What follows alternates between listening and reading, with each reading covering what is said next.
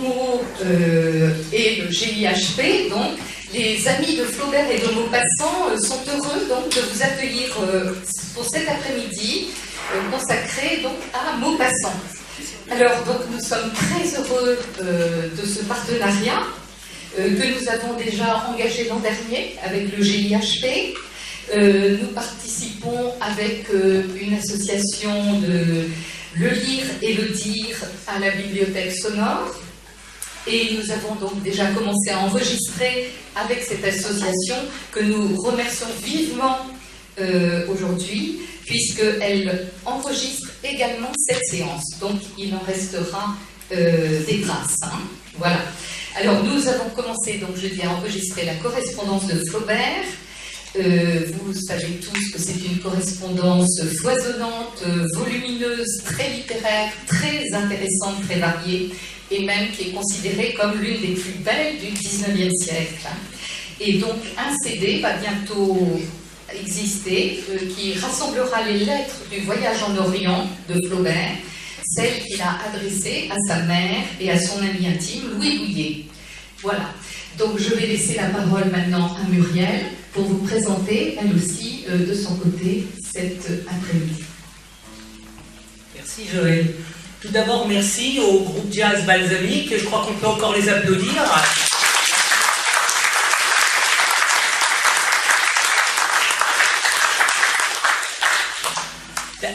Je pense que d'abord, il faut remercier Joël Robert, Yvan Leclerc et tous les amis de Flaubert et Maupassant, parce que ce fut une très belle rencontre. Une très belle rencontre, et comme toute la vie n'est que rencontre, eh bien je crois que la salle est pleine. Faites-moi le entendre par vos applaudissements.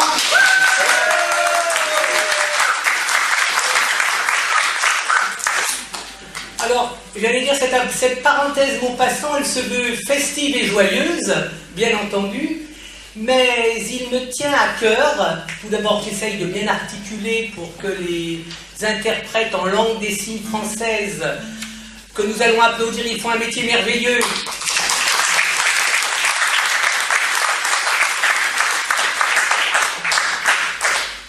Et bien que cette parenthèse Maupassant me donne en droit fil le plaisir d'évoquer le respect des droits culturels. On n'est pas ici par hasard, d'ailleurs, dans la vie, on est rarement par hasard, même sur les quais de gare. Eh bien, le respect des droits culturels, qu'est-ce que c'est? C'est l'accès à la culture des enfants et adultes handicapés, tout handicap confondu. Dans la loi de 2005, égalité des droits et des chances, pleine citoyenneté, le législateur, dans un premier temps, n'avait pas du tout entendu cette demande et ne l'avait même pas retenue. Mais grâce aux militants associatifs, dont le GIHP Normandie fait partie, nous avons fait en sorte que ces droits culturels soient inscrits dans la loi. Donc, j'allais dire, cette parenthèse Maupassant est l'illustration de ces droits culturels des personnes handicapées sensorielles, malentendantes ou handicapées visuelles, handicapées cognitives, handicapées moteurs. Tous doivent être visibles. Et je tiens à rappeler quelque chose de très important qui s'est passé il y a tout juste un an. Les assises droits culturels, politique publique, tenues au Sénat en février 2017, à l'instigation du GIHP Normandie et de Créa France, Rassemblement français pour la promotion de l'accès à la culture dont je suis vice-présidente. Notre sénatrice, Catherine Morin-Desailly, présidente de la commission culture du Sénat et présidente de la commission culture de la région normande actuellement, a été à nos côtés. Et ce qui est intéressant dans le militantisme, c'est quand on voit au fil des années devenir réalité nos rêves et nos utopies, soi-disant. Dans ces assises nationales, quelques mois après, en juillet, 20 propositions ont été faites par rapport aux droits culturels, au respect des droits culturels des personnes handicapées. Et la parenthèse Maupassant en est une. Alors soyons heureux justement de saluer les militants et les bénévoles qui sont là, les donneurs de voix en nombre qui depuis des années nous déclinent le savoir et la connaissance, et qu'ils le font bénévolement avec une pertinence et un cœur extraordinaire. Les salariés du GIP, dévoués, compétents, qui donnent bien plus qu'ils ne devraient. Tout le monde ici est là avec son cœur et dans le partage, ce qui nous permet de faire humanité. Merci à tous. Maupassant n'est pas comme Flaubert un héritier, donc il doit gagner sa vie. Et pour gagner sa vie, il travaille d'abord pendant une dizaine d'années au ministère de la Marine, dans un poste subalterne, avant justement de rejoindre encore le ministère de l'Instruction publique pour quelques années. Donc il gagne peu d'argent. Et il va compléter son traitement par des articles qu'il publie dans les journaux.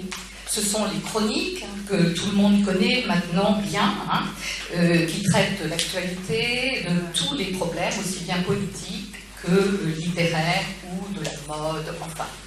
Voilà, je parle trop de peut-être. Et il rédige parallèlement des récits courts inspirés de l'existence de tous les jours.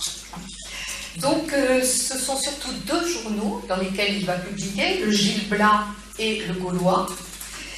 Il publie ses contes et nouvelles, comme on l'a dit, qui s'intéressent aux menus événements de la vie.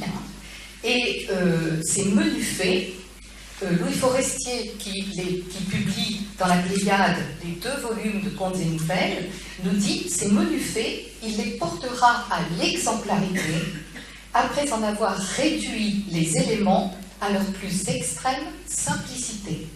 Donc vous avez là 2 mots, l'exemplarité et la simplicité. Ces 2 mots définissent bien l'esthétique de Maupassant. Parce que publier dans un journal, c'est obéir à certaines règles. D'abord, la concision. Ensuite, ne rien mettre donc dans les personnages qui ne seraient pas nécessaires. Avoir une connivence avec le lecteur, faire des allusions à l'actualité ou au mœurs du temps. Donc tous ces petits contes qu'il publie ont une apparence de facilité et de légèreté. Mais il pose cependant des questions morales essentielles. On s'y interroge souvent sur la mort, sur l'amour, sur le bien, sur le mal. Est-il possible de définir ces notions sans se heurter à l'extrême ambiguïté de leur nature? Donc ces contes légers pourraient bien, de fait, poser des questions morales essentielles, souvent provocatrices et dérangeantes. Voilà. Nous allons en écouter quelques-uns. Muriel, Frédéric et Mireille sur les 25 francs de la supérieure, qui a été publié dans la revue de Gil Blas, puis le recueil Inutile Beauterie. Les 25 francs de la supérieure. Ah, certes, il était drôle, le père Pavilly, avec ses grandes jambes d'araignée et son petit corps, et ses longs bras et sa tête en pointe, surmontée d'une flamme de cheveux rouges sur le sommet du crâne. C'était un clown paysan, naturel, né pour faire des farces, pour faire rire, pour jouer des rôles simples, puisqu'il était fils de paysan lui-même, sachant à peine lire. Ah, oui, le bon Dieu l'avait créé pour amuser les autres. Les pauvres diables de la campagne qui n'ont pas de théâtre et de fête, et il les amusait en conscience. Au café, on lui payait des tournées pour le garder, et il buvait intrépidement, riant et plaisantant, blaguant tout le monde sans fâcher personne pendant qu'on se tordait autour de lui. Il était si drôle que les filles elles-mêmes ne lui résistaient pas tant elles riaient, bien qu'il fût très laid.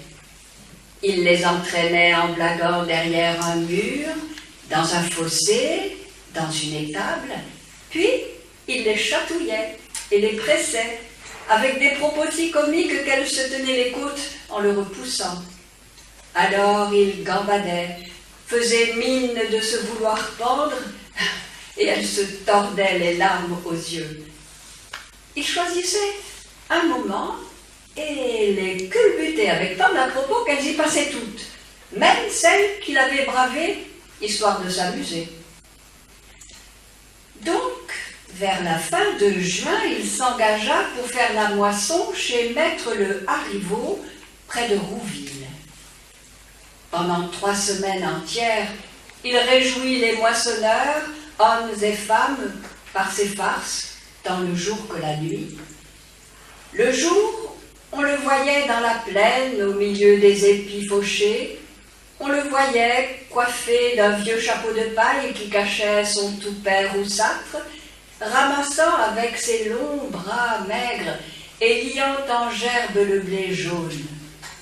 Puis, s'arrêtant pour esquisser un geste drôle qui faisait rire à travers la campagne le peuple des travailleurs qui ne le quittait point de l'œil. La nuit, il se glissait comme une bête rampante dans la paille des greniers où dormaient les femmes, et ses mains rôdaient, éveillaient des cris, soulevaient des tumultes. On le chassait à coups de sabot et il fuyait à 4 pattes pareil à un singe fantastique au milieu des fusées de gaieté de la chambrée tout entière. Le dernier jour, comme le char des moissonneurs enrubanés et cornemusants, plein de cris, de chants, de joie et d'ivresse, allait sur la grande route au pas lent de 6 chevaux pommelés conduits par un gars en blouse portant cocarde à sa casquette. Pavilly, au milieu des femmes vautrées, dansait un pas de satyre ivre qui tenait bouche bée sur le talus des fermes, les petits garçons morveux et les paysans stupéfaits de sa structure invraisemblable. Tout à coup, en arrivant à la barrière de la ferme de Maître Le Hariveau, il fit un bond en élevant les bras, mais, par malheur, il heurta en retombant le bord de la longue charrette, culbuta par-dessus, tomba sur la roue et rebondit sur le chemin. Ses camarades s'élancèrent. Il ne bougeait plus, un œil fermé, l'autre ouvert, blême de peur, ses grands membres allongés dans la poussière. Quand on toucha sa jambe droite, il se mit à pousser des cris, et quand on voulut le mettre debout, il s'abattit. « Je crains bien qu'il ait une patte cassée, » dit un homme. Il avait en effet une jambe cassée. Maître Le Hariveau le fit étendre sur une table et un cavalier courut à Rouville pour chercher le médecin qui arriva 1 heure après. Le fermier fut très généreux. Il annonça qu'il paierait le traitement de l'homme à l'hôpital. Le docteur emporta donc Pavilly dans sa voiture et le déposa dans un dortoir peint à la chaux où sa fracture fut réduite. Dès qu'il comprit qu'il n'en mourrait pas et qu'il allait être soigné, guéri, dorloté, nourri à rien faire, sur le dos, entre 2 draps, Pavilly fut saisi d'une joie débordante. Il se mit à rire, d'un rire silencieux et continu qui montrait ses dents gâtées. Dès qu'une sœur approchait du lit, il lui faisait des grimaces de contentement, clignait de l'œil, tordait sa bouche, remuait son nez, qu'il avait très long et mobile à volonté. Ses voisins de dortoir, tout malades qu'ils étaient, ne pouvaient se tenir de rire, et la sœur supérieure venait souvent à son lit pour passer un quart d'heure d'amusement. Il trouvait pour elle des farces plus drôles, des plaisanteries inédites, et comme il portait en lui le germe de tous les cabotinages, il se faisait dévot pour lui plaire, parlait du bon Dieu avec des airs sérieux d'homme qui sait les moments où il ne faut plus badiner. Un jour, il imagina de lui chanter des chansons. Elle fut ravie et revint plus souvent. Puis, pour utiliser sa voix, elle lui apporta un livre de cantiques. On le vit alors assis dans son lit, car il commençait à se remuer, entonnant d'une voix de fausset les louanges de l'Éternel, de Marie et du Saint-Esprit, tandis que la grosse bonne sœur, debout à ses pieds, battait la mesure avec un doigt en lui donnant l'intonation. Dès qu'il put marcher, la supérieure lui offrit de le garder quelque temps de plus pour chanter les offices dans la chapelle, tout en servant la messe et remplissant aussi les fonctions de sacristain. Il accepta. Et pendant un mois entier, on le vit, vêtu d'un surplis blanc et boitillant, entonner les répons et les psaumes avec des ports de tête si plaisants que le nombre des fidèles augmenta et qu'on désertait la paroisse pour venir à Vêpres à l'hôpital. Mais, comme tout finit en ce monde, il fallut bien le congédier quand il fut tout à fait guéri. La supérieure, pour le remercier, lui fit cadeau de 25 francs. Dès que Pavilly se vit dans la rue avec cet argent dans sa poche, il se demanda ce qu'il allait faire. Retournerait-il au village? Pas avant d'avoir bu un coup, certainement. Ce qui ne lui était pas arrivé depuis longtemps. Et il entra dans un café. Il ne venait pas à la ville plus d'une fois ou deux par an, et il lui en était resté d'une de ses visites en particulier un souvenir confus et enivrant d'orgie. Donc, il demanda un verre de fine, qu'il avala d'un trait pour dresser le passage, puis il s'en fit verser un second afin d'en prendre le goût. Dès que l'eau de vie forte et poivrée lui touchait le palais et la langue, réveillant plus vive, après cette longue sobriété, la sensation aimée et désirée de l'alcool qui caresse et qui pique et aromatise et brûle la bouche, il comprit qu'il boirait la bouteille et demanda tout de suite ce qu'elle valait afin d'économiser sur le détail. On la lui compta 3 francs, qu'il paya. Puis, il commença à se griser avec tranquillité. Il y mettait pourtant de la méthode, voulant garder assez de conscience pour d'autres plaisirs. Donc, aussitôt qu'il se sentit sur le point de voir saluer les cheminées, il se leva et s'en alla en quête d'une maison de filles. Il la trouva, non sans peine, après l'avoir demandé à un charretier qui ne la connaissait pas, à un facteur qui le renseigna mal, à un boulanger qui se mit à jurer en le traitant de vieux porc, et enfin à un militaire qui l'y conduisit obligeamment en l'engageant à choisir la reine. Pavilly, bien qu'il fût à peine midi, entra dans ce lieu de délices où il fut reçu par une bonne qui voulait le mettre à la porte. Mais il la fit rire par une grimace, monta le long d'un escalier fort sombre qui menait au premier étage.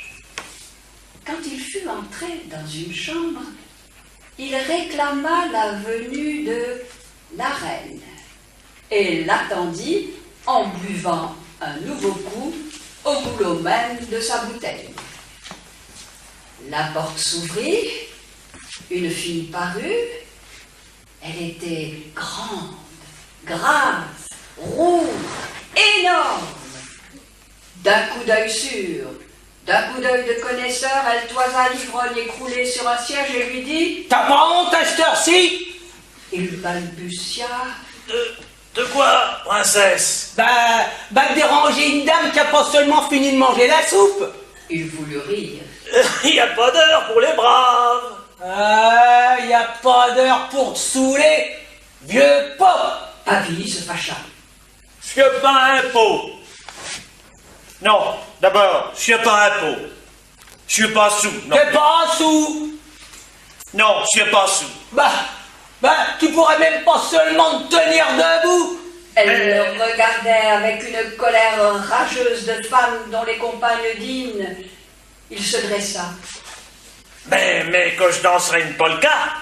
Et pour prouver sa solidité, il monta sur la chaise, fit une pirouette et sauta sur le lit, où ses gros souliers vaseux plaquèrent 2 taches épouvantables. Ah, salaud! Cria la fille. S'élançant, elle lui jeta un coup de poing dans le ventre. Un tel coup de poing que Pavilly perdit l'équilibre, bascula sur les pieds de la couche, fit une complète cabriole, retomba sur la commode, entraînant avec lui la cuvette et le pot à l'eau, puis s'écroula par terre en poussant des hurlements. Le bruit fut si violent et ses cris si perçants que toute la maison accourut. Monsieur, madame, la servante et le personnel.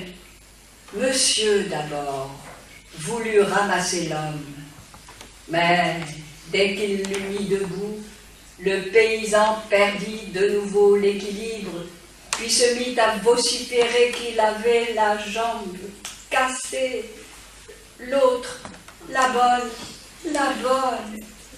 C'était vrai. On courut chercher un médecin. Ce fut justement celui qui avait soigné Pavilly chez maître le Haribo. Comment? C'est encore vous? Dit-il. Oui, monsieur. Qu'est-ce que vous avez?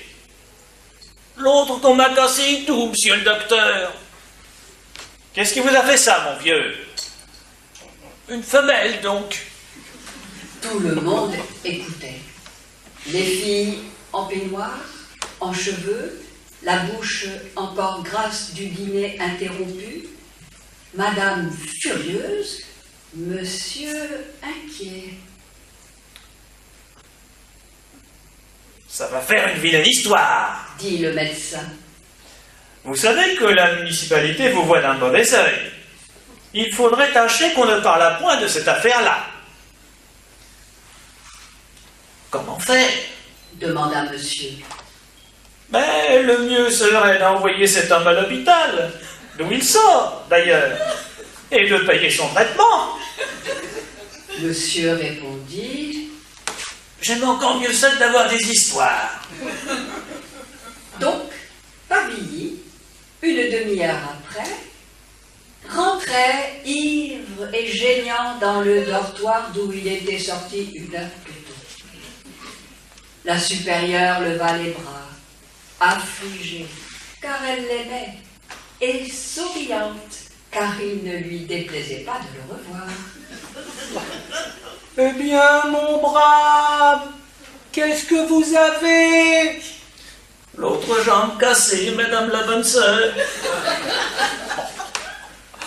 Vous êtes encore monté sur une voiture de paille, vieux farceur. Et Pavilly, confus et sournois, balbutia.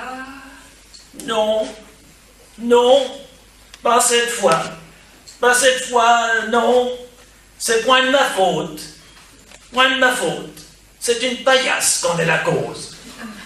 Elle ne put en tirer d'autre explication et ne sut jamais que cette rechute était due à ses 25 francs.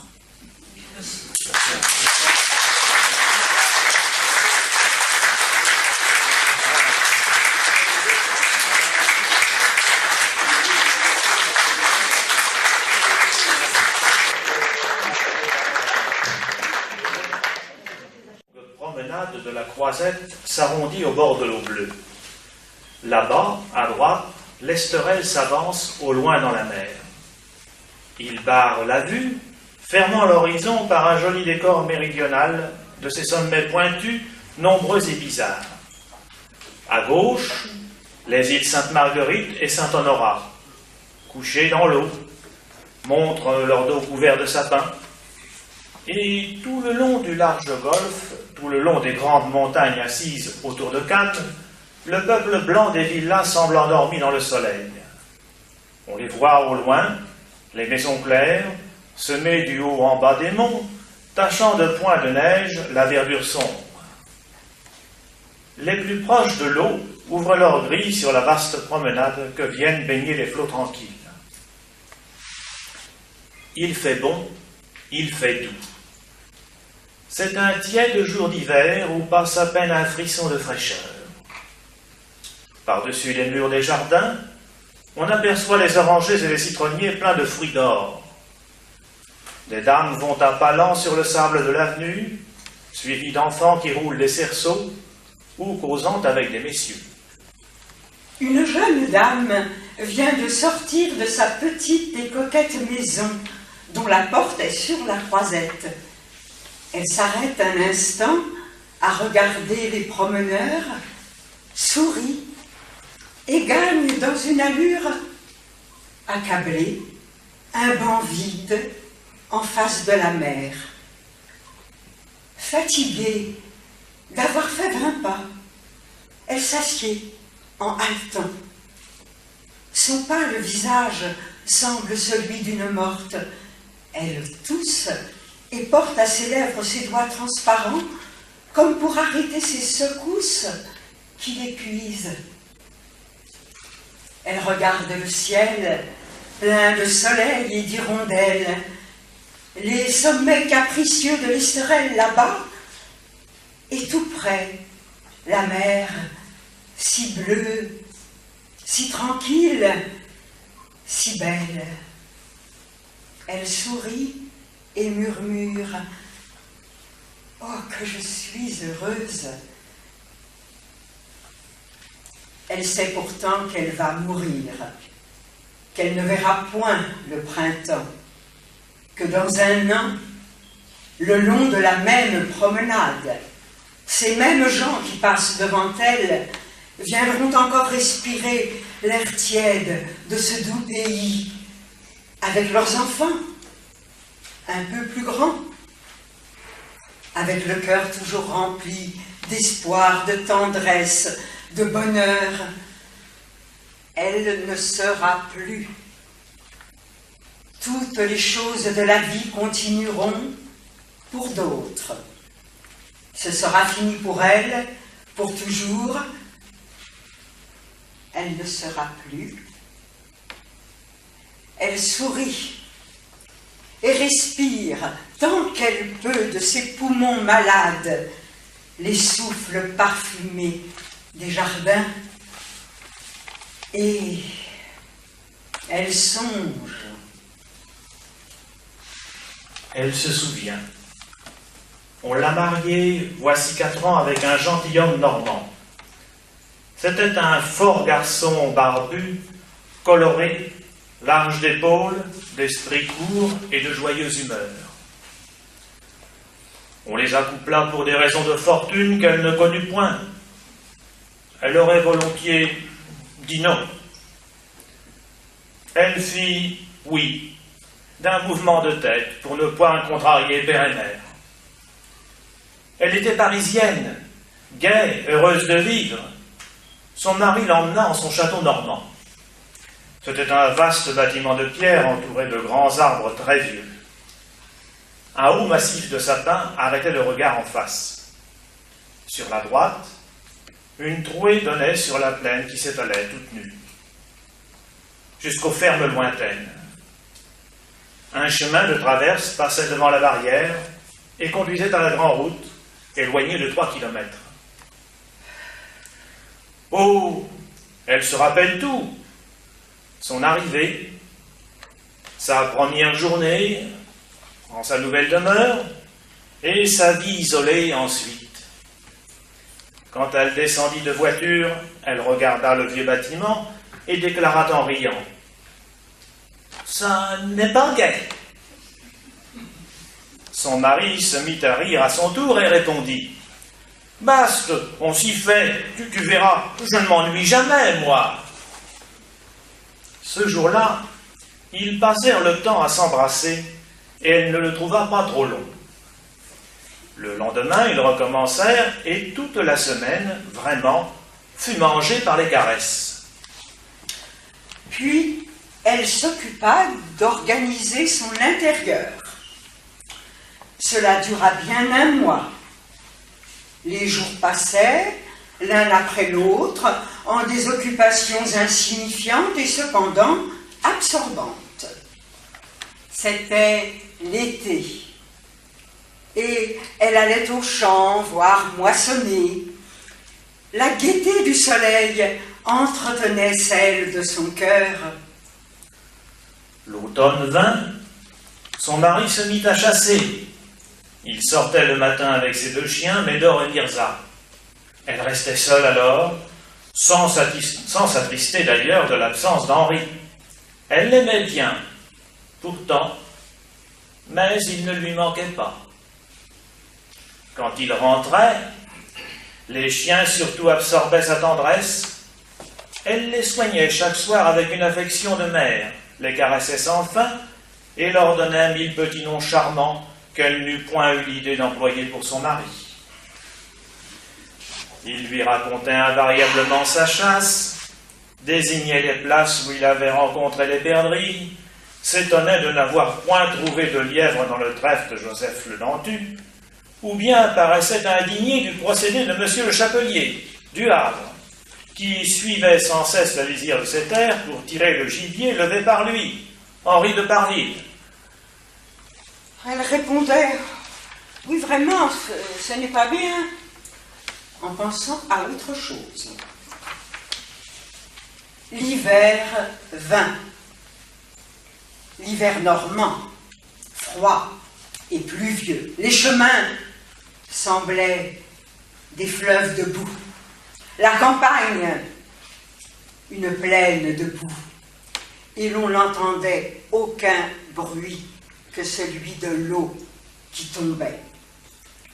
On ne voyait aucun mouvement que le vol tourbillonnant des corbeaux qui se déroulait comme un nuage, s'abattait dans un champ puis repartait. Elle les regardait chaque soir, le cœur serré, toute pénétrée par la lugubre mélancolie de la nuit tombant sur les terres désertes. Puis elle sonnait pour qu'on apportât la lampe, et elle se rapprochait du feu. Elle brûlait des monceaux de bois sans parvenir à échauffer les pièces immenses, envahies par l'humidité. Elle avait froid. Tout le jour, partout, au salon, au repas, dans sa chambre, elle avait froid jusqu'aux os, lui semblait-il. Son mari ne rentrait que pour dîner, car il chassait sans cesse, ou bien s'occupait des semences, des labours, de toutes les choses de la campagne. Il rentrait joyeux et crotté, se frottait les mains, déclarait « Quel fichu temps !» ou bien « C'est bon d'avoir du feu !» ou parfois il demandait « Qu'est-ce qu'on dit aujourd'hui? Elle est contente ?» Il était très heureux, bien portant, sans désir, ne rêvant pas d'autre chose que de cette vie simple, saine et tranquille. Vers décembre, quand les neiges arrivèrent, elle souffrit tellement de l'air glacé du vieux château, qui semblait s'être refroidi avec les siècles, comme font les humains avec les ans, qu'elle demanda un soir à son mari « Dis donc, Henri, tu devrais bien faire mettre ici un calorifère, ça sécherait les murs. Je t'assure que je ne peux pas me réchauffer du matin au soir. » Il demeura d'abord interdit à cette idée extravagante d'aller installer un calorifère en son manoir. Il lui eût semblé plus naturel de servir ses chiens dans de la vaisselle plate. Puis, il poussa de toute la vigueur de sa poitrine un rire énorme en répétant « Un calorifère ici, un calorifère ici, oh, quelle bonne farce !» Elle insistait. Je t'assure qu'on gèle, mon ami. Tu ne t'en aperçois pas parce que tu es toujours en mouvement, mais on gèle. Il répondit toujours en riant. Basta, on s'y fait. Et d'ailleurs, c'est excellent pour la santé. Tu ne t'en porteras que mieux. Nous ne sommes pas des Parisiens, sacrebleu, pour vivre dans les tisons. Et voici d'ailleurs le printemps tout à l'heure. Vers le commencement de janvier, un grand malheur la frappa. Son père et sa mère moururent d'un accident de voiture. Elle vint à Paris pour les funérailles et le chagrin occupa seul son esprit pendant 6 mois environ. La douceur des beaux jours finit par la réveiller et elle se laissa vivre dans un alanguissement triste jusqu'à l'automne. Quand revinrent les froids, elle envisagea pour la première fois de sa vie le sombre avenir. Que ferait-elle? Rien. Qu'arriverait-elle désormais pour elle? Rien. Quelle attente, quelle espérance pouvait ranimer son cœur? Aucune. Un médecin consulté avait déclaré qu'elle n'aurait jamais d'enfant. Plus âpre, plus pénétrant encore que l'autre année, le froid la faisait continuellement souffrir. Elle frémissait de la tête aux pieds. Des courants d'air innombrables paraissaient installés dans les appartements. Des courants d'air vivants, sournois, acharnés, comme des ennemis. Elle les rencontrait à tout instant. Ils lui soufflaient sans cesse, tantôt sur le visage, sur les mains, tantôt sur le cou, leur haine, perfide et gelée. Elle parla de nouveau d'un calorifère. Mais son mari l'écouta comme si elle eût demandé la lune. L'installation d'un appareil semblable à Parville lui paraissait aussi impossible que la découverte de la pierre philosophale. Ayant été à Armand, un jour, pour affaire, il rapporta à sa femme une mignonne chaufferette de cuivre, qu'il appelait en riant un calorifère portatif. Et il jugeait que cela suffisait désormais à l'empêcher d'avoir froid.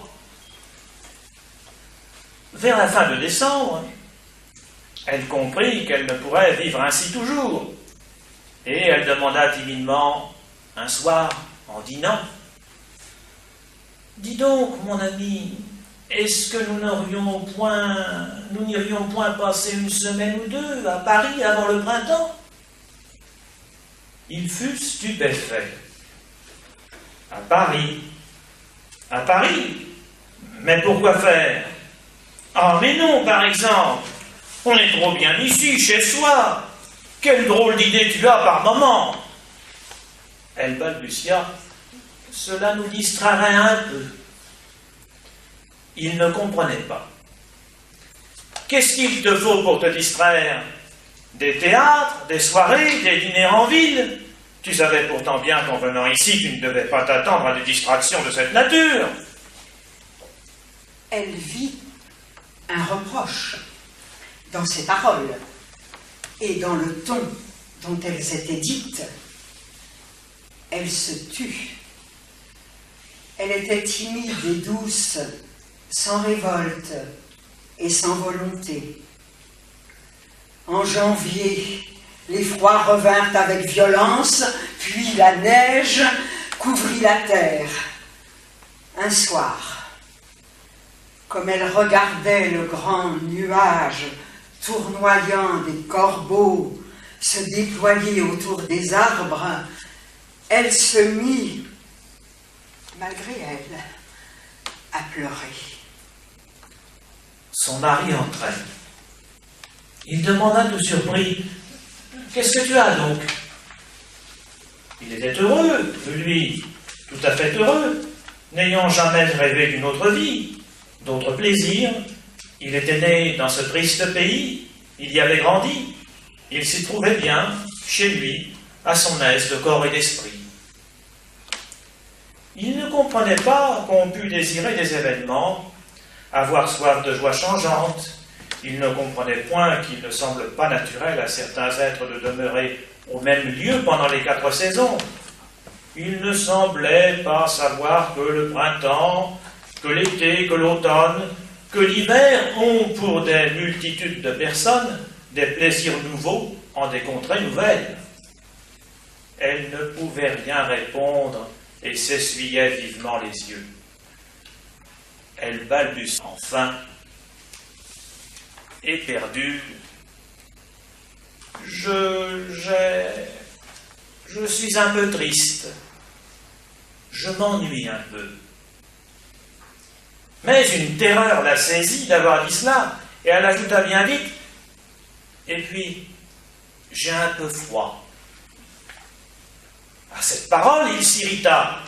Ah oui, toujours ton idée de calorifère. Mais voyons, sacrebleu, tu n'as pas seulement eu un rhume depuis que tu es ici.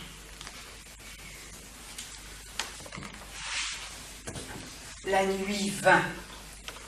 Elle monta dans sa chambre, car elle avait exigé une chambre séparée. Elle se coucha. Même en son lit, elle avait froid. Elle pensait.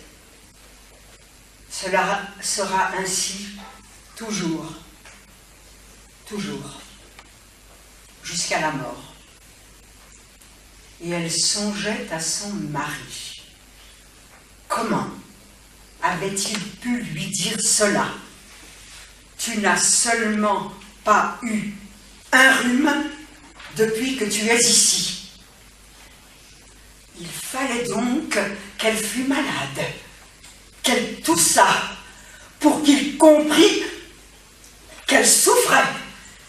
Et une indignation la saisit, une indignation exaspérée de faible, de timide. Il fallait qu'elle toussât.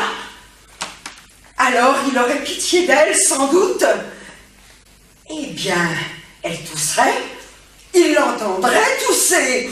Il faudrait appeler le médecin, il verrait cela, son mari, il verrait. Elle s'était levée nu-jambe, pieds nus, et une idée enfantine la fit sourire. Je veux un calorifère, et je l'aurai. Je tousserai tant qu'il faudra bien qu'il se décide à en installer un. Et elle s'assit presque nue sur une chaise.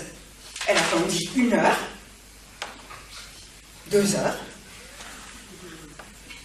Elle grelottait, mais elle ne s'enrhumait pas. Alors, elle se décida à employer les grands moyens. Elle sortit de sa chambre, sans bruit, descendit l'escalier, ouvrit la porte du jardin. La terre couverte de neige semblait morte. Elle avança brusquement son pied nu et l'enfonça dans cette mousse légère et glacée. Une sensation de froid, douloureuse, comme une blessure, lui monta jusqu'au cœur. Cependant, elle allongea l'autre jambe et se mit à descendre les marches lentement. Puis, elle s'avança à travers le gazon, se disant « J'irai jusqu'au sapin. »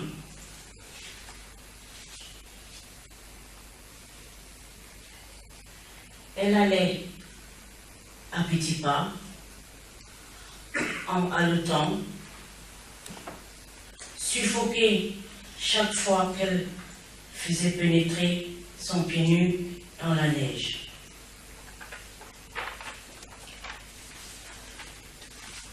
Elle toucha de la main le premier sapin, comme pour bien se convaincre elle-même qu'elle avait accompli jusqu'au bout son projet. Puis, elle revint.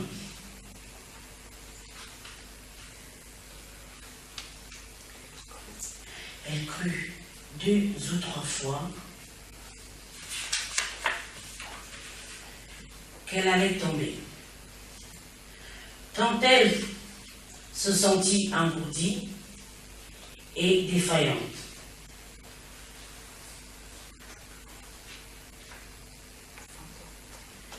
Avant de rentrer,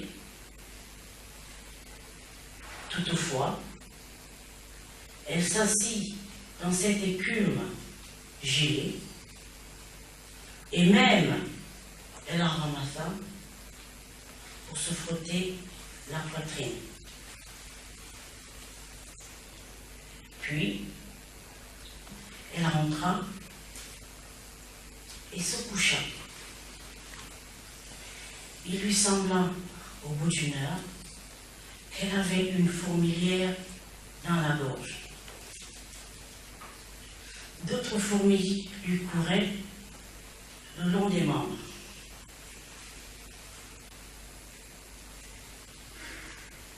Elle dormit cependant. Puis, le lendemain, elle toussait et elle ne put se lever. Elle eut une flexion de poitrine. Elle délira et dans son délire, elle demandait un calorifère. Le médecin exigea qu'on en installât un. Henri céda, mais avec une répugnance irritée. Elle ne put guérir. Les poumons atteints profondément donnaient des inquiétudes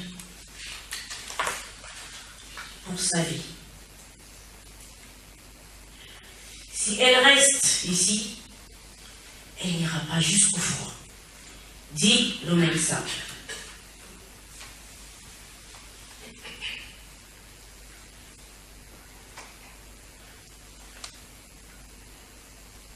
On l'envoya dans le Midi.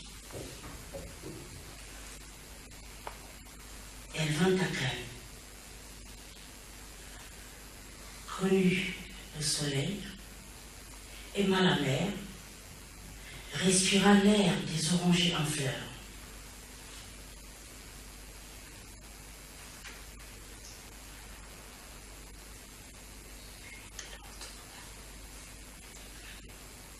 Puis, elle retourna dans le Midi au printemps.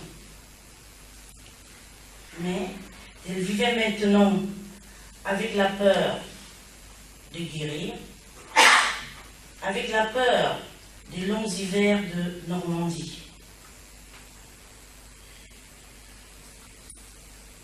À présent, elle va mourir. Elle le sait. Elle est heureuse. Elle déploie un journal qu'elle n'avait point ouvert et lit ce titre. La première neige à Paris. Alors, elle frissonne et puis sourit. Elle regarde là-bas l'Estérel qui devient rose sous le soleil couchant. Elle regarde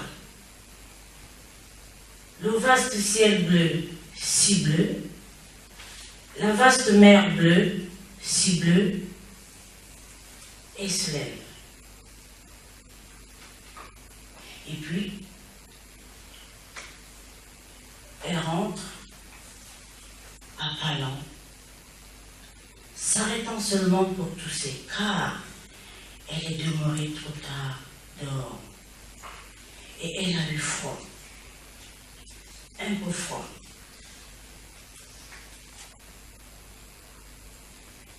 elle trouve une lettre de son mari. Elle l'ouvre en souriant toujours. Et elle lit. Ma chère amie, j'espère que tu vas bien et que tu ne regrettes pas trop notre beau pays. Nous avons depuis quelques jours une bonne gelée qui annonce la neige. Alors, j'adore ce temps-là. Et tu comprends que je me garde bien d'allumer ton maudit calorifère.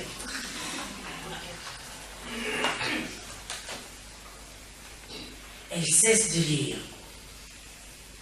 toute heureuse à cette idée qu'elle a eu son calorifère.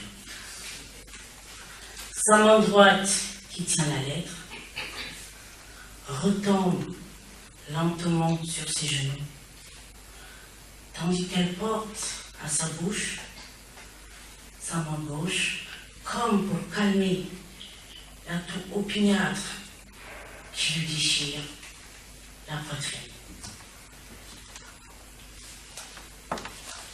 Fin du texte.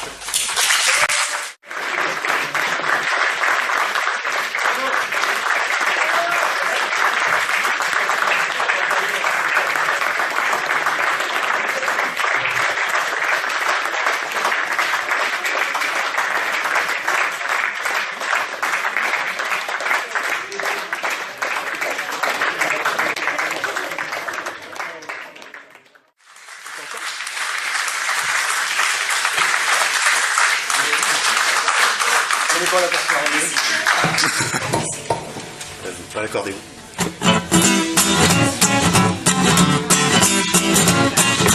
Encore. Un beau matin de juillet, un soleil du soleil, et j'ai mis un peu de pour se couler. C'est aujourd'hui que passe. On arrive sur le boulevard sans retard, on va défiler au roi de son guitare. Et sur le champ, on est refoulé par les agents. Alors j'ai dit, on n'est pas là pour se faire engueuler, on est là pour voir le défilé. On n'est pas là pour se faire piquiner, on est là pour voir le défilé. Si tout le monde était resté chez soi, ça fait du tort à la République. Montrez-nous qu'on le regarde. Sinon plus tard, quand la reine reviendra, ma parole nous en reviendra pas. Le jour de la fête à Gilo, mon poteau, j'ai invité dans un petit bistrot. On va faire un beau jouet, vrai de vrai, un nectar de première. On est sortis très à l'aise, et voilà. J'ai l'idée, mais tu vas ramener chez moi. Et j'ai compris devant le rouleau à pâtisserie. Alors j'ai dit, on n'est pas là pour se faire engueuler, on est là pour la fête à mon pote. On n'est pas là pour se faire assommer, on est venu faire une petite colonne. Si tout le monde restait toujours tout seul, ce serait une tristesse fort royale. Ouvre ta porte et sors les verres. Ne t'obstine pas ou sans ça le prochain coup, ma parole je rentre pas du tout. Ma femme a cogné si fort, c'est voilà. On n'appelle pas cette soirée, mais voilà. On se retrouve au paradis vers minuit, devant monsieur Saint-Pierre. Il y avait quelques élus qui rentraient, et sitôt que l'on s'approche du guichet, on est refoulé, et Saint-Pierre se met à râler. Alors j'ai dit, on n'est pas là pour se faire engueuler, on est venu essayer l'auréole. On n'est pas là pour se faire envoyer, on est mort, il est temps qu'on rigole. Si vous jetez les ivrognes à la porte, il ne doit pas vous rester beaucoup de monde. Portez-vous bien, mais nous on se barre. Et puis on est descendu chez Satan, et là-bas c'était épatant. Ce qui prouve qu'en protestant, quand il est encore temps, on peut finir par obtenir déménagement.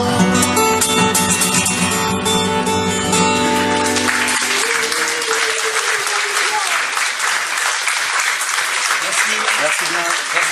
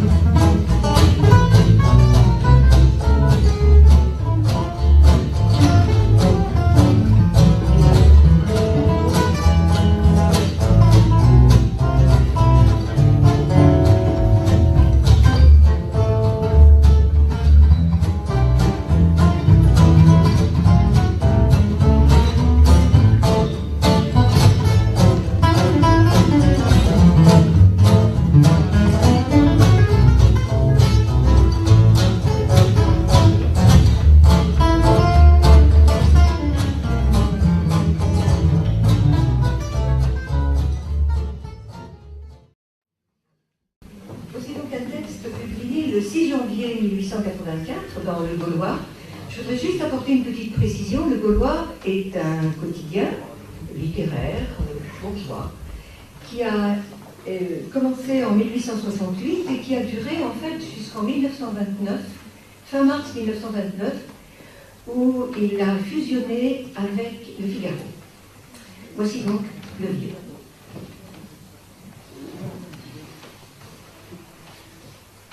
Un tiède soleil d'automne tombait dans la cour de ferme par-dessus les grands hêtres des fossés. Sous le gazon, tondu par les vaches, la terre, imprégnée de pluie récente, était moite, enfonçait sous les pieds avec un bruit d'eau. Et les pommiers chargés de pommes semaient leurs fruits d'un vert pâle dans le vert foncé de l'herbage. 4 jeunes génisses paissaient, attachés en ligne, meuglaient par moments vers la maison.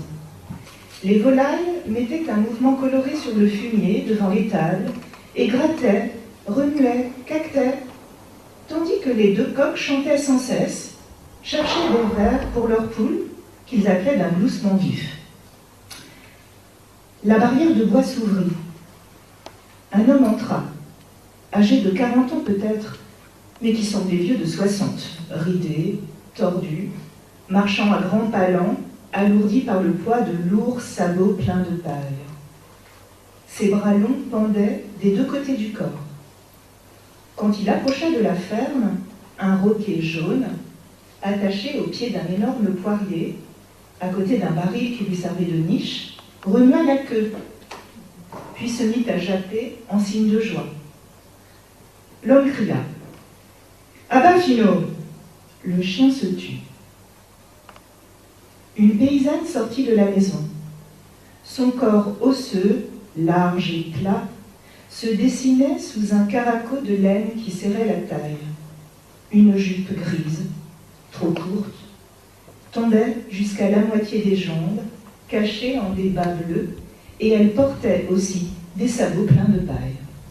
Un bonnet blanc, devenu jaune, couvrait quelques cheveux collés au crâne, et sa figure, brune, maigre, laide, édentée, montrait cette physionomie sauvage et brute qu'ont souvent les faces de paysans. L'homme demanda « Comment qu'il va ?» La femme répondit « Monsieur le curé dit que c'est la faim qui ne passera point la nuit. » Ils entrèrent tous 2 dans la maison. Après avoir traversé la cuisine, ils pénétrèrent dans la chambre, basse, noire, à peine éclairée par un carreau, devant lequel tombait une loque d'indienne normande. Les grosses poutres du plafond, brunies par le temps, noires et enfumées, traversaient la pièce de part en part, portant le mince plancher du grenier, où couraient, jour et nuit, des troupeaux de rats. Le sol de terre, bossué, humide, semblait gras, et, dans le fond de l'appartement, le lit faisait une tache vaguement blanche. Un bruit régulier, rauque, une respiration dure, rallante, sifflante, avec un gargouillement d'eau, comme celui que fait une pompe brisée, partait de la couche enténébrée où agonisait un vieillard, le père de la paysanne. L'homme et la femme s'approchaient et regardèrent le moribond de leur œil placide et résigné. Le gendre dit « Cette fois, c'est fini. Il n'y aura pas seulement la nuit. » La fermière reprit « C'est depuis midi qu'il gargote comme ça. » Puis ils se turent. Le père avait les yeux fermés, le visage couleur de terre, si sec qu'il semblait en bois.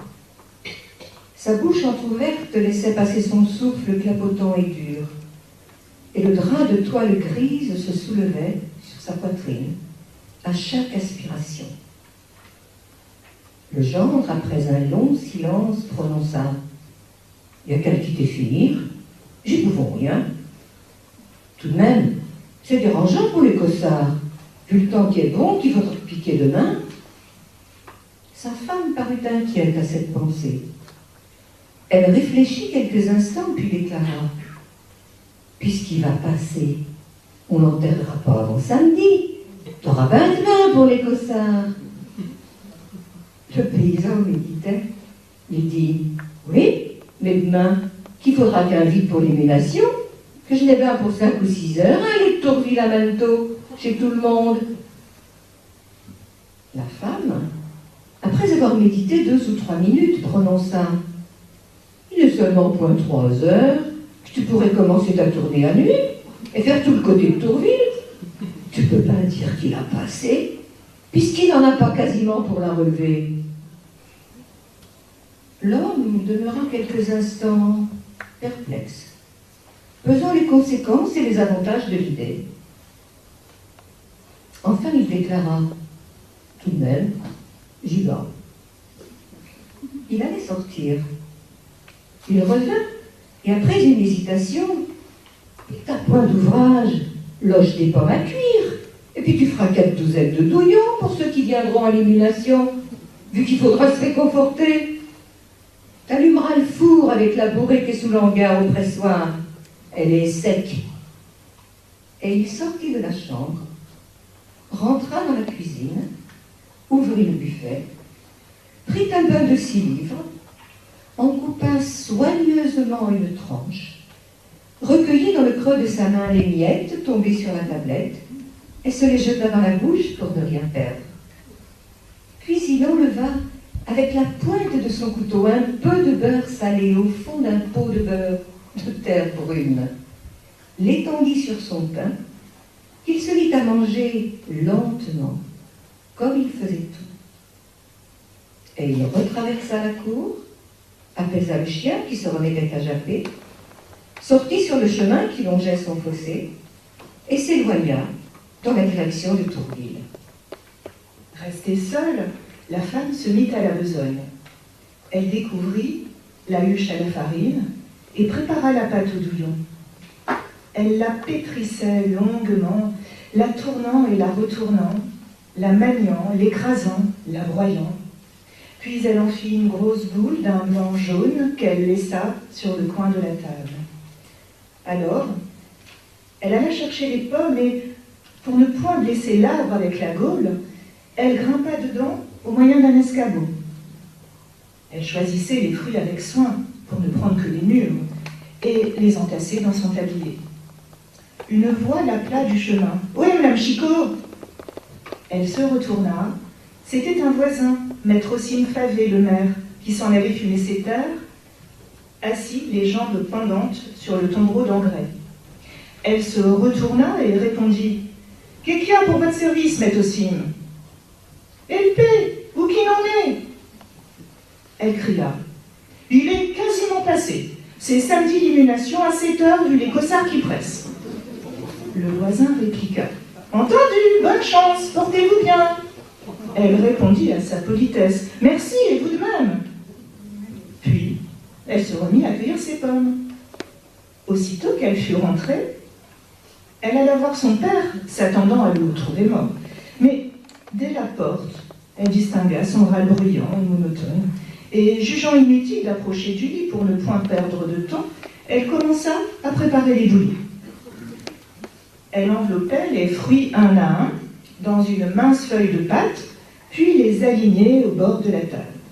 Quand elle eut fait 48 boules, rangées par douzaines l'une devant l'autre, elle pensa à préparer le souper. Et elle accrocha sur le feu sa marmite pour faire cuire les pommes de terre, car elle avait réfléchi qu'il était inutile d'allumer le four ce jour-là même, et encore le lendemain tout entier pour terminer les préparatifs. Son homme rentra vers 5 heures. Dès qu'il eut franchi la porte, il demanda « C'est-il fini ?» « Point encore, ça gargouille toujours. » Ils allèrent voir. Le vieux était absolument dans le même état. Son souffle rauque, régulier comme un mouvement d'horloge, ne s'était ni accéléré ni ralenti. Il revenait de seconde en seconde, variant un peu de ton, suivant que l'air entrait ou sortait de la poitrine. Son gendre le regarda, puis il dit « Oh, il finira sans qu'on y pense, comme une chandelle. » Ils rentrèrent dans la cuisine et, sans parler, se mirent à souper. Quand ils eurent avalé leur soupe, ils mangèrent encore une tartine de beurre Puis, aussitôt les assiettes lavées, rentrèrent dans la chambre de l'agonisant. La femme, tenant une petite lampe à mèche fumeuse, la promena devant le visage de son père. S'il n'avait pas respiré, on l'aurait cru mort, assurément. Le lit des deux paysans était caché à l'autre bout de la chambre dans une espèce d'enfoncement. Ils se couchèrent sans dire un mot, éteignirent la lumière, fermèrent les yeux. Et bientôt, deux ronflements inégaux, l'un plus profond, l'autre plus aigu, accompagnèrent le râle ininterrompu du mourant. Les rats couraient dans le grenier. Les rats couraient dans le grenier. Le mari s'éveilla dès les premières pâleurs du jour.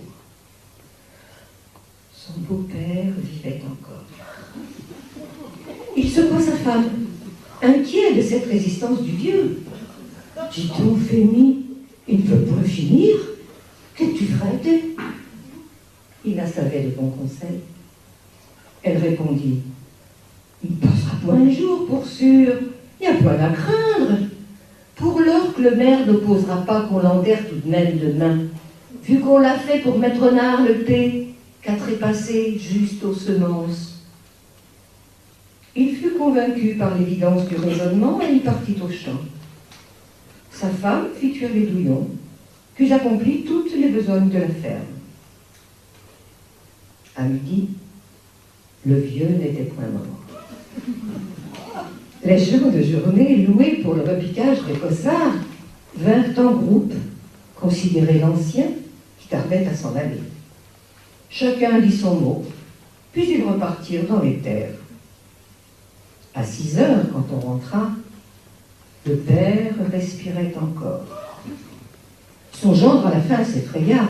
« Qu'est-ce que tu ferais, Esther, telle Fémie ?» Elle ne savait non plus que résoudre.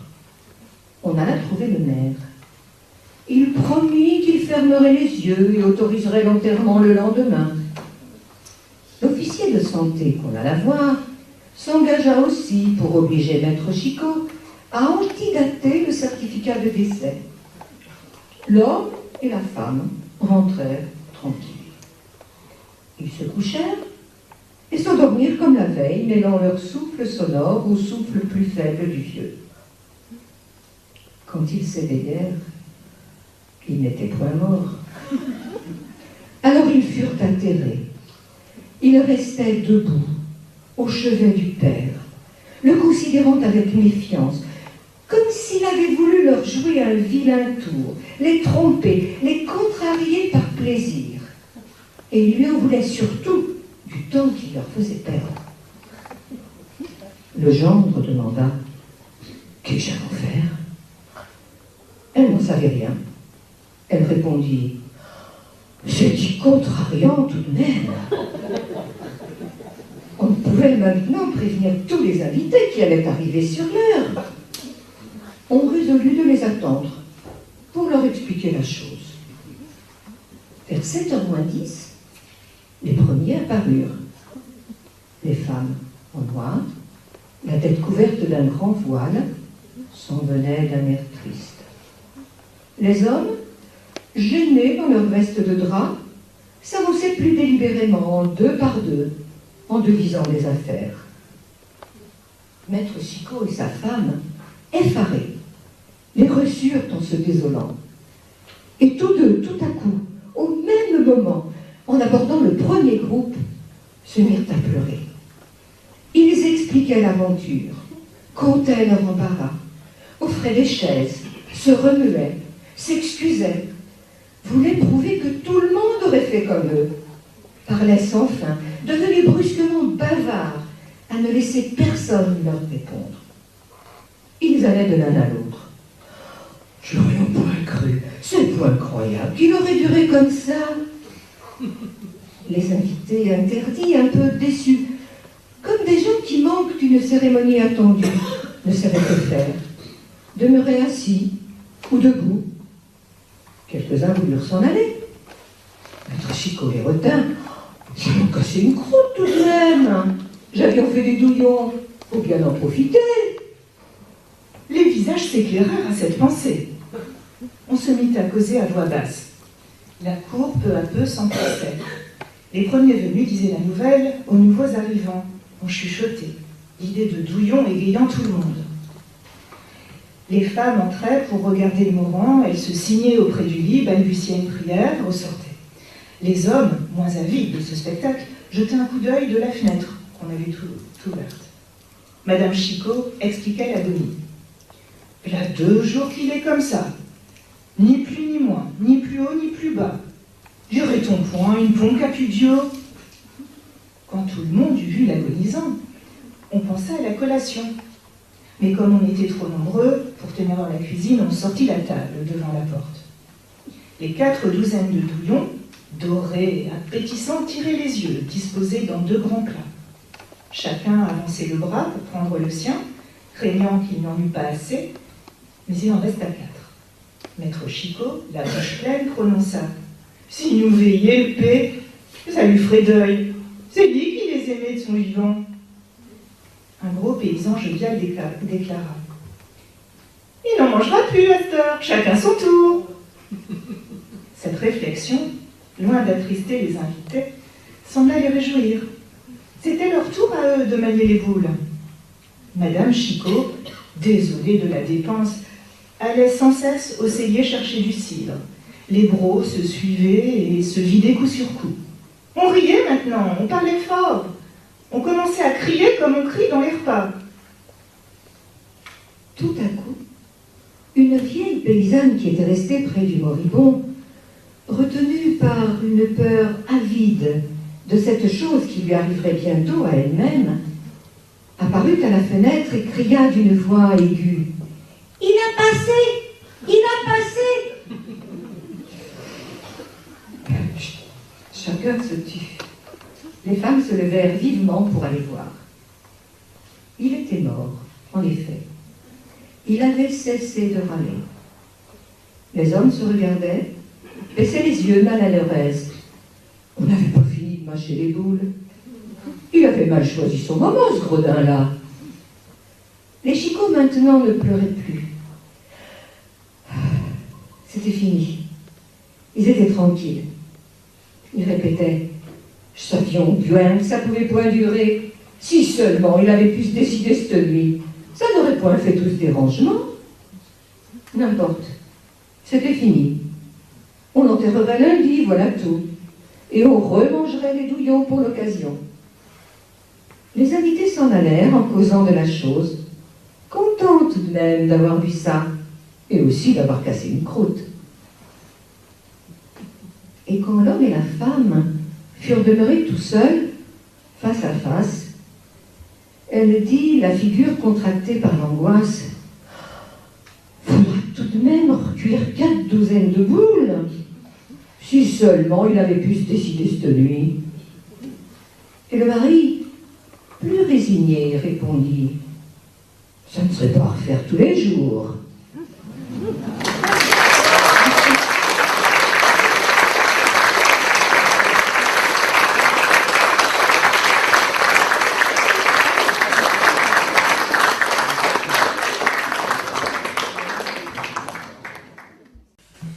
Le père Watel, Antoine, avait dans tout le pays la spécialité des besognes malpropres.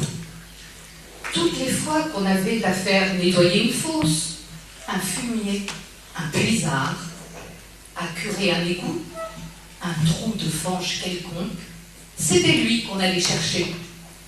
Il s'en venait avec ses instruments de vidangeur et ses sabots enduits de crasse. Et il se mettait à sa besogne en gergnant sans cesse sur son métier. Quand on lui demandait alors pourquoi il faisait cet ouvrage répugnant, il répondait avec résignation. Pardi, c'est pour mes efforts qu'il faut bien nourrir. Ça rapporte plus qu'autre chose. Il avait en effet 14 enfants. Si on s'informait de ce qu'ils étaient devenus, il disait avec un air d'indifférence. Il en reste 8 à la maison. Il y en a un en service et 5 mariés.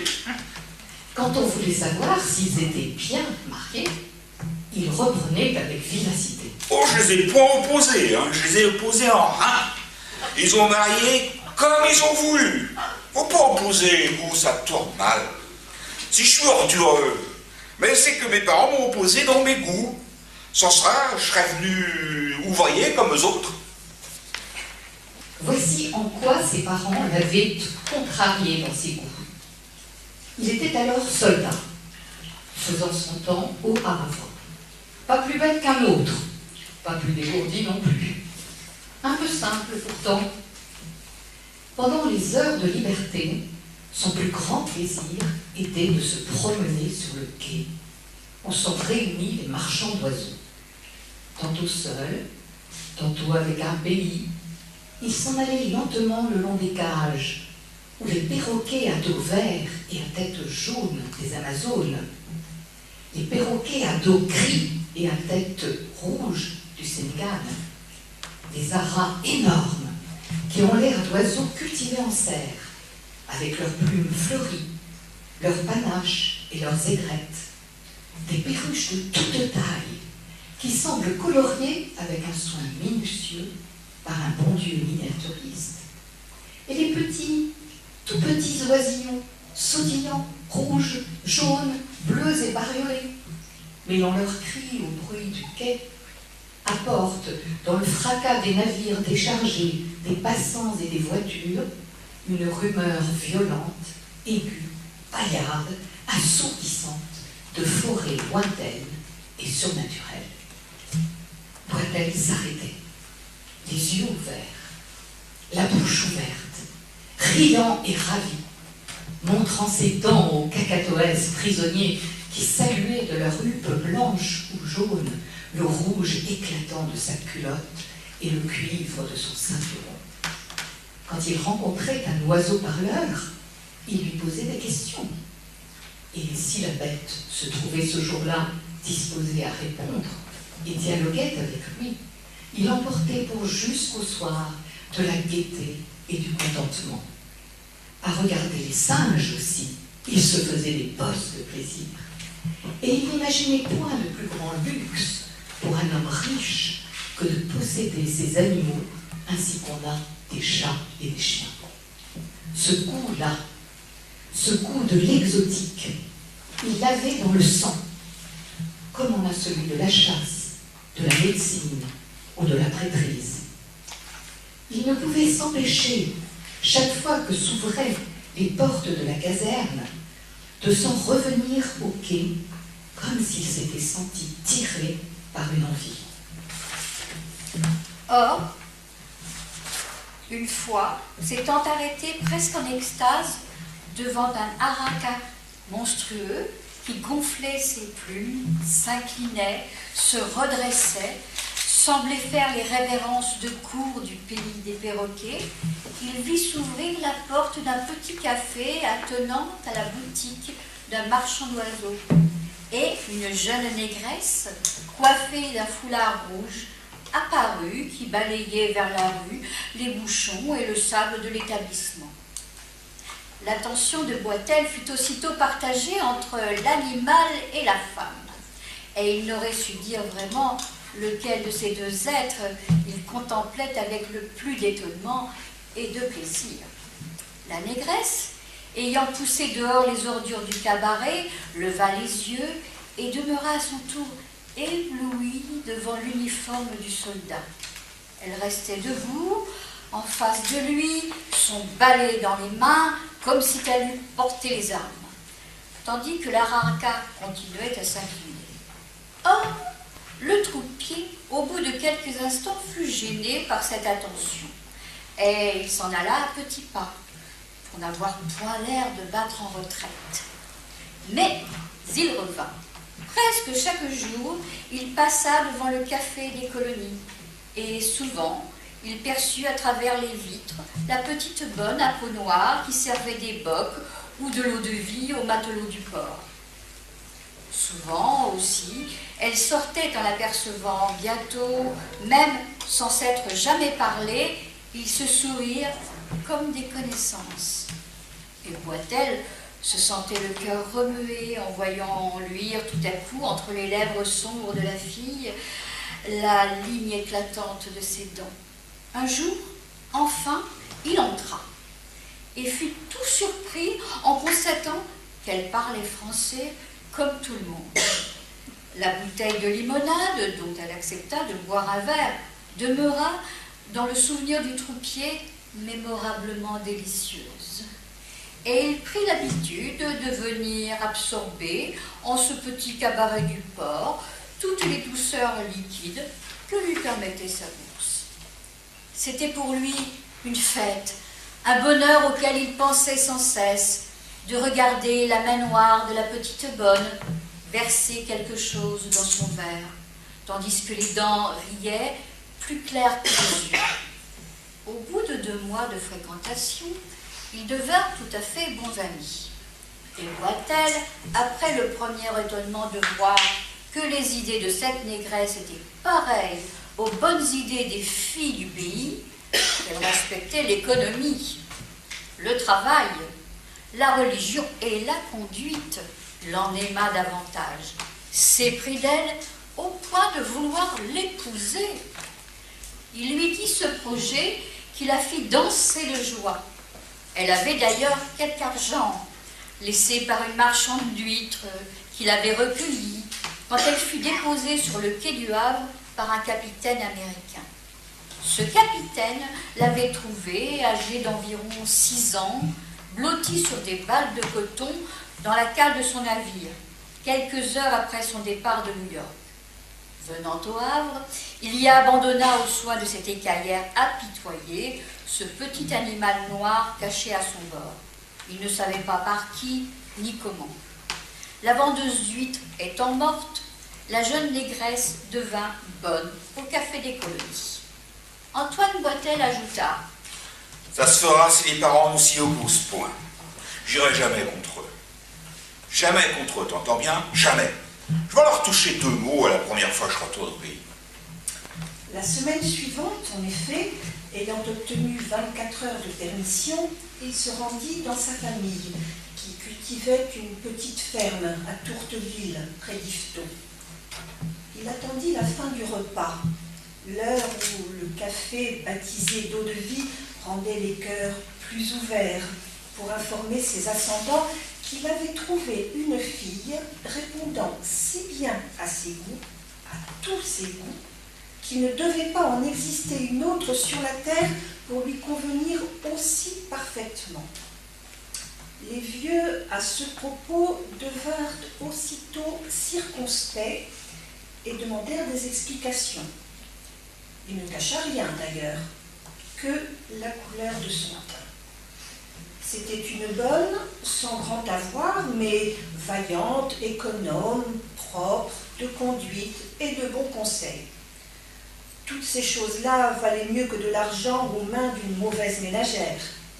Elle avait quelques sous d'ailleurs, laissés par une femme qui l'avait élevée, quelques gros sous, presque une petite dot, 1500 francs à la caisse d'épargne.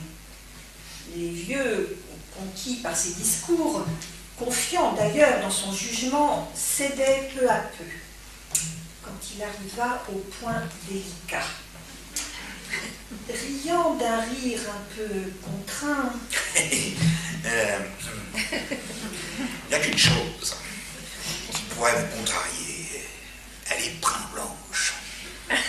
Il ne comprenait pas, et il dut expliquer longuement, avec beaucoup de précautions pour ne point les rebuter, qu'elle appartenait à la race sombre dont il n'avait vu échantillon que sur les images d'Épinal.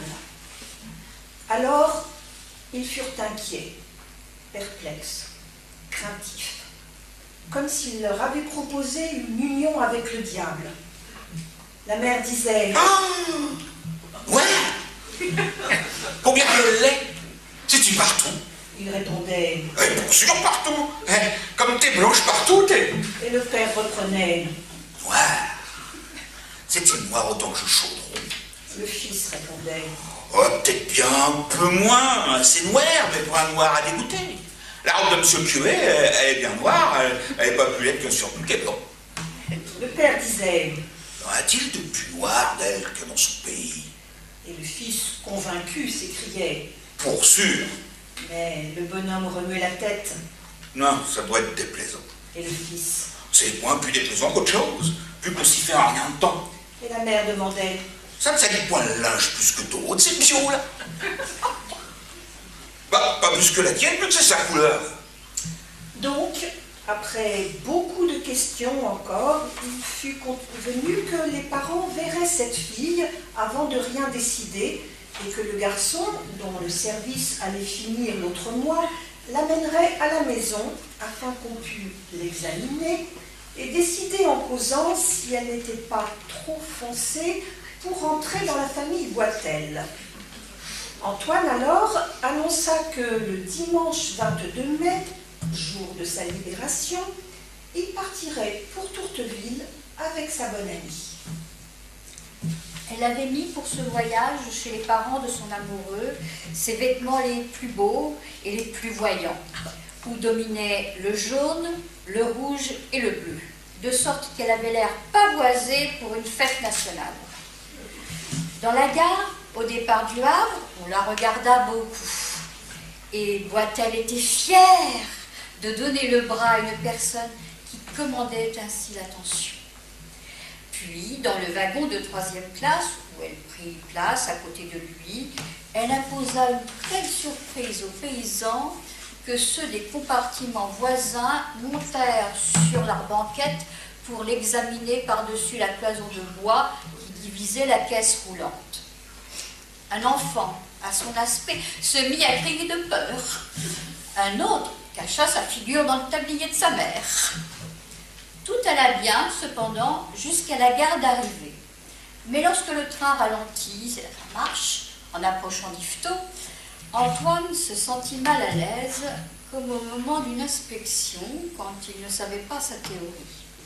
Puis, s'étant penché à la portière, il reconnut de loin son père, qui tenait la bride du cheval attelé à la carriole, et sa mère, venue jusqu'au treillage, qui maintenait les curieux. Il descendit le premier, tendit la main à sa bonne amie, et droit comme s'il escortait un général, il se dirigea vers sa famille. La mère, en voyant venir cette dame noire et bariolée en compagnie de son garçon, demeurait tellement stupéfaite qu'elle n'en pouvait ouvrir la bouche. Et le père avait peine à maintenir le cheval que faisait cabrer coup sur coup la locomotive ou la négresse. Mais Antoine, saisi soudain par la joie sans mélange de revoir ses vieux, se précipita, les bras en avant, bécota la mère, bécota le père, malgré l'effroi du bidet, puis, se tournant vers sa compagne, que les passants ébobis considéraient en s'arrêtant, il s'expliqua. La v'là. Vous avez bien dit qu'à première vue, elle est un brin détournante. Mais sitôt qu'on la connaît, vrai de vrai, il n'y a rien de plus plaisant sur terre. Bah, dites-y bonjour, qu'elle ne s'émeuve point. Alors la mère Boitel, intimidée elle-même à perdre la raison, fit une espèce de révérence, tandis que le père était satisfait en murmurant. Moi, je vous la souhaite à votre désir. Puis, sans s'attarder, on grimpa dans la carriole, les deux femmes au fond sur des chaises qui les faisaient sauter en l'air à chaque cahot de la route, et les deux hommes par devant sur la banquette. Personne ne parlait. Antoine, inquiet, sifflotait un air de caserne. Le père fouettait le bidet, et la mère regardait de coin en glissant des coups d'œil de fouine la négresse, dont le front et les pommettes reluisaient sous le soleil comme des chaussures bien cirées. Voulant rompre la glace, Antoine se retourna. Eh ben, on ne cause pas. Faut le temps, répondit la vieille. Alors, ben, raconte-lui la petite histoire des 8 œufs de ta poule. C'était une farce célèbre dans la famille, mais comme la mère se taisait toujours, paralysée par l'émotion, il prit lui-même la parole et narra, en riant beaucoup, cette mémorable aventure. Le père, qui la savait par cœur, se dérida au premier mot. Sa femme bientôt suivit l'exemple, et la négresse elle-même, Au passage le plus drôle partit tout d'un coup d'un rire si bruyant, roulant, torrentiel, que le cheval excité fit un de galop. La connaissance était faite. On causa. À peine arrivé, quand tout le monde fut descendu, après qu'il eut conduit sa bonne amie dans la chambre pour ôter sa robe, qu'elle aurait pu tâcher en faisant un bon plat de sa façon, destiné à prendre les vieux par le ventre, il attira ses parents devant la porte et demanda, le cœur battant. Eh ben, et qu'est-ce que vous dites? Le père se tut. La mère, plus hardie, déclara. Ah, elle est trop noire. Non, vrai. Ouais, j'en ai eu 100 tournées. Ah, vous y ferez. Dit Antoine. Possible, mais pas pour le moment. Ils entrèrent, et la bonne femme fut émue en voyant la négresse cuisiner. Alors, elle l'aida, la jupe retroussée, active malgré son âge. Le repas fut bon, fut long, fut gai. Quand on fit un tour ensuite, Antoine prit son père à part. Eh ben, le pays, qu'est-ce que t'en dis, toi? Le paysan ne se compromettait jamais. Bon, je suis pour la vie, demande à ta mère. Alors, Antoine rejoignit sa mère et, la retenant en arrière... Eh ben, l'ami, qu'est-ce que t'en dis, toi? Oh, mon pauvre gars, vrai, elle est trop noire. Seulement, Dieu, moi, je me poserai pas, mais c'est trop, là. On dirait Satan. Il n'insista point, sachant que la vieille s'obstinait toujours. Mais il sentait dans son cœur entrer un orage de chagrin. Il cherchait ce qu'il fallait faire, ce qu'il pourrait inventer, surpris d'ailleurs qu'elle ne les eût pas conquis déjà comme elle l'avait séduit lui-même. Et ils allaient tous les quatre à pas lents à travers les blés, redevenus peu à peu silencieux. Quand on longeait une clôture, les fermiers apparaissaient à la barrière, les gamins grimpaient sur les talus, tout le monde se précipitait au chemin pour voir passer la noire que le fils Boitel avait ramenée. On apercevait au loin des gens qui couraient à travers les champs comme on accourt quand bat le tambour des annonces de phénomènes vivants. Le père et la mère Boitel, effarés de cette curiosité semée par la campagne à leur approche, hâtaient le pas côte à côte, précédant de loin leur fils, à qui sa compagne demandait ce que les parents pensaient d'elle. Il répondit, en hésitant, qu'il n'était pas encore décidé. Mais sur la place du village, ce fut une sortie en masse de toutes les maisons en émoi, et devant l'attroupement grossissant, les vieux Boitel prirent la fuite et regagnèrent leur logis, tandis qu'Antoine, soulevé de colère, sa bonne amie au bras, s'avançait avec majesté sous les yeux élargis par l'ébahissement. Il comprenait que c'était fini, qu'il n'y avait plus d'espoir, qu'il n'épouserait pas sa négresse. Elle aussi le comprenait. Et ils se mirent à pleurer, tous les deux, en approchant de la ferme. Dès qu'ils y furent revenus, elle ôta de nouveau sa robe pour aider la mère à faire sa besogne. Elle la suivit partout, à la laiterie, à l'étable, au poulailler, prenant la plus grosse part, répétant sans cesse « Laissez-moi faire, Madame Boitel. » Si bien que le soir venu, la vieille, touchée et inexorable, dit à son fils « Elle est une brave fille tout de même. Et dommage qu'elle soit si noire, mais vrai, elle l'est trop. Je pourrais pas m'y faire.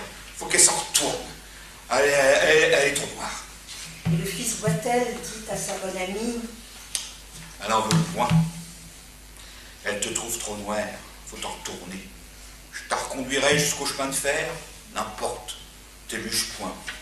Je vais alors y parler quand tu seras parti. » Il la conduisit donc à la gare, en lui donnant encore espoir, et après l'avoir embrassée, la fit monter dans le convoi, qu'il regarda s'éloigner, avec des yeux bouffis par les pleurs.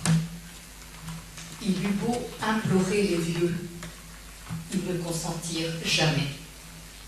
Et quand il avait conté cette histoire que tout le pays connaissait, Antoine Boitel ajoutait toujours « À partir de ça, j'ai eu le cœur de rien à rien. Aucun métier ne m'allait plus, et je suis devenu ce que je suis en ordure. On lui disait, vous vous êtes marié pourtant. Oh oui, je peux pas dire que ma femme m'a déplu puisque j'y ai fait 14 enfants. Mais ce n'est point l'autre, non, pour sûr, ce n'est point l'autre. L'autre, voyez-vous, ma négresse, elle n'avait qu'à me regarder et je me sentais comme transporté.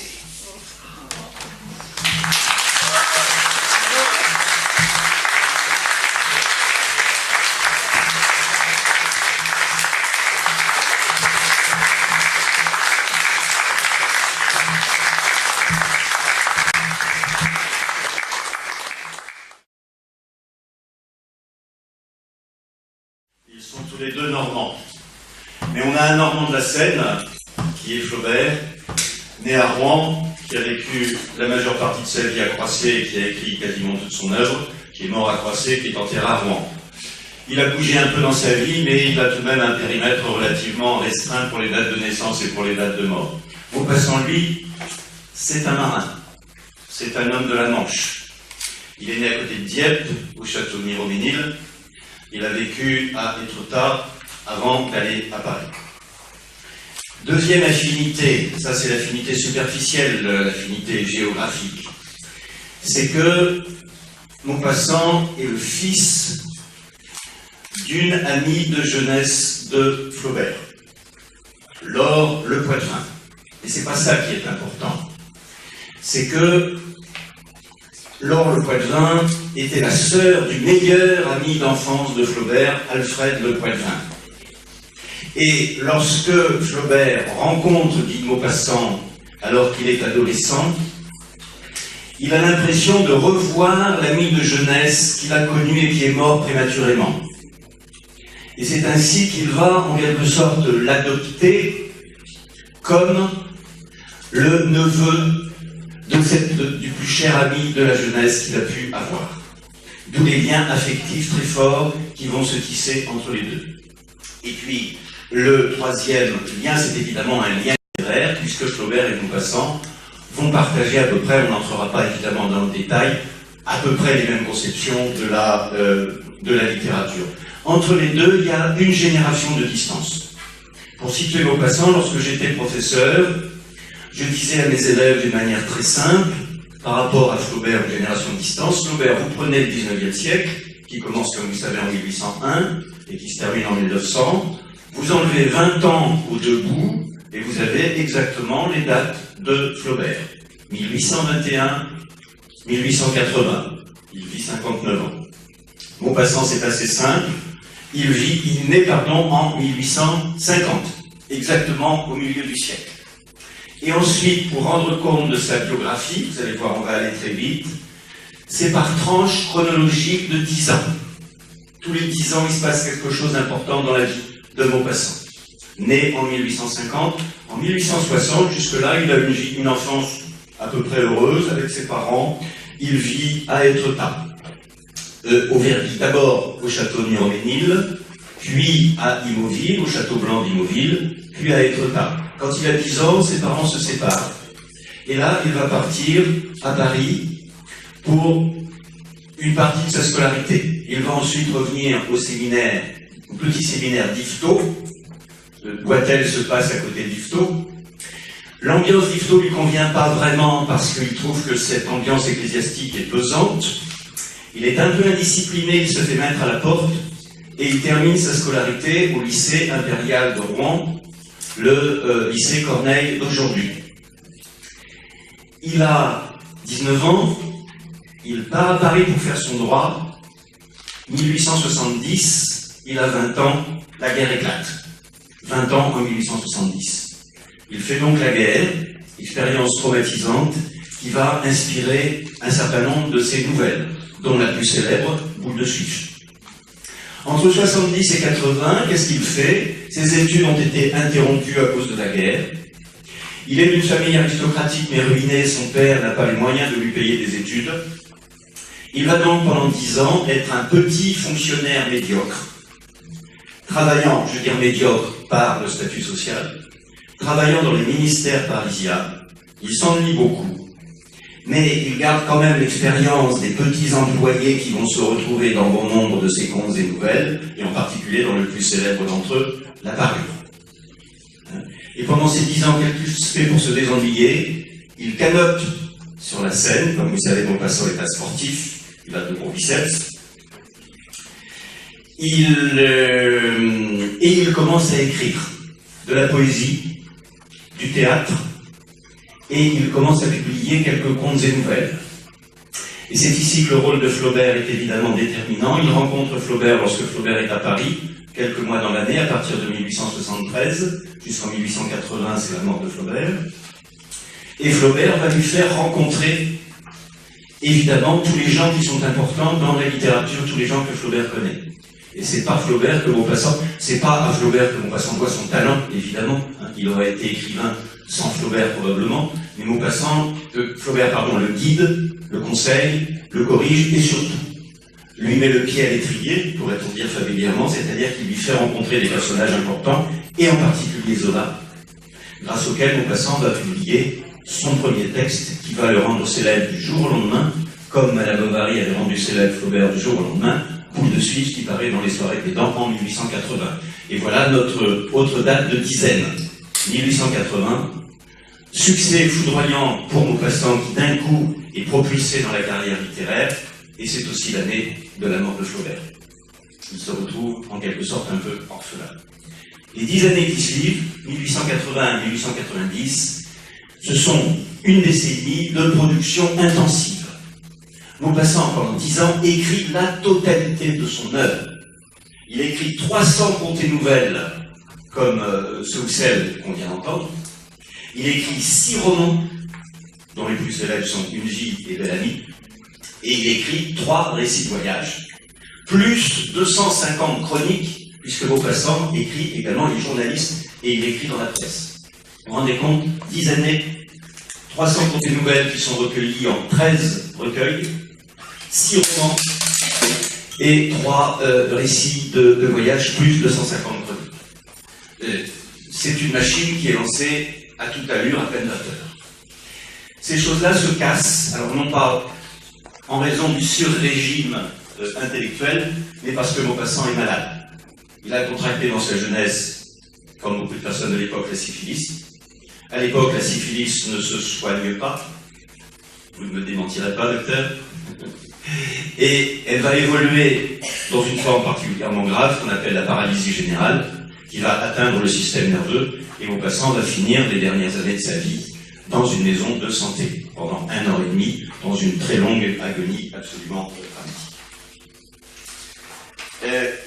Quelques mots encore sur 3 légendes qui concernent Maupassant, que vous retrouverez dans un certain nombre de textes anciens ou même encore modernes. Première légende sur son lieu de naissance. On a soutenu pendant longtemps, on a supposé que Maupassant n'était pas né vraiment à Miroménil, mais que parce que sa mère, qui avait des préjugés aristocratiques, voulait le faire naître dans un château, avait maquillé l'état civil de naissance, et qu'en fait il serait né à Fécamp. Et Fécamp où habitait sa grand-mère. Mais Fécamp, c'est un village de pêcheurs, donc finalement une aristocrate ne pouvait pas faire naître son fils à Fécamp. Donc elle aurait maquillé et peut-être même payé l'officier d'état civil pour qu'il maquille l'acte de naissance. En fait, on sait depuis quelques années que Maupassant est bien né à Miroménil. On a retrouvé les papiers officiels de location du château en particulier qui nous manquaient. Deuxième légende, qui est le père de Maupassant? On sait qu'il s'appelle Gustave, mais lequel? Est-ce que c'est Gustave de Maupassant, le mari de sa mère, ou bien est-ce que ce ne serait pas Gustave Flaubert?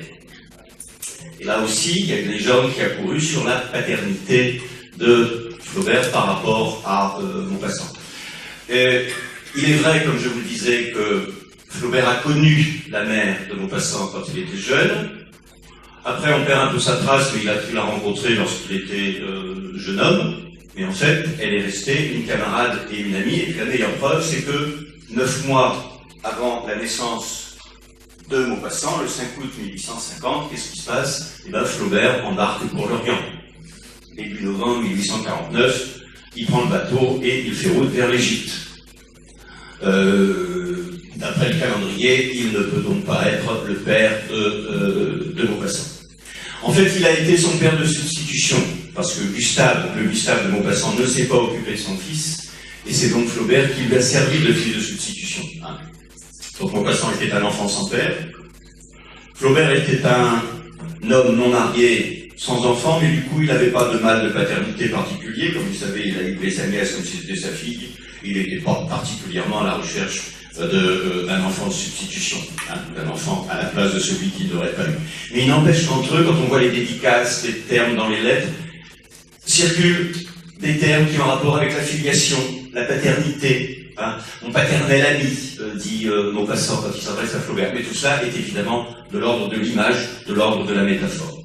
Enfin, troisième légende sur laquelle je passerai vite, on a prétendu, ou trois enfants et une femme ont prétendu que Maupassant était le père de trois enfants qu'il aurait eu avec une même femme qui s'appelle Joséphine Nilsselman. En fait, Marlowe Johnson, dans la monumentale biographie qu'elle a consacrée à Maupassant il y a quelques années chez Fayard, fait justice de cette légende. C'est une légende, il est impossible que Maupassant ait été le père de ces trois enfants qui revendiquaient Maupassant comme père après la mort de celui-ci.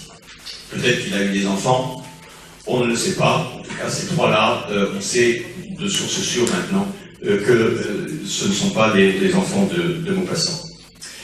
Dernier point, vous avez entendu quatre nouvelles parmi les 300 dont je vous parlais. Comme vous savez, les nouvelles de Maupassant se répartissent en deux grandes catégories, les nouvelles que l'on dit réalistes et les nouvelles fantastiques.